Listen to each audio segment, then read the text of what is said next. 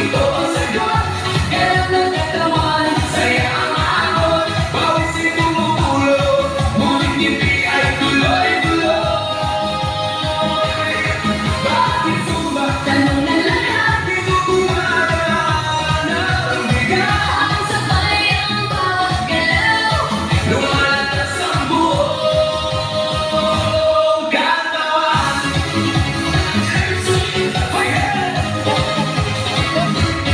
Kapag sumasama ang grupo, mas nagiging masigla ang galaw. Sigaw ng saya sa paligid, nakakaawa sa damdamin. Puso ay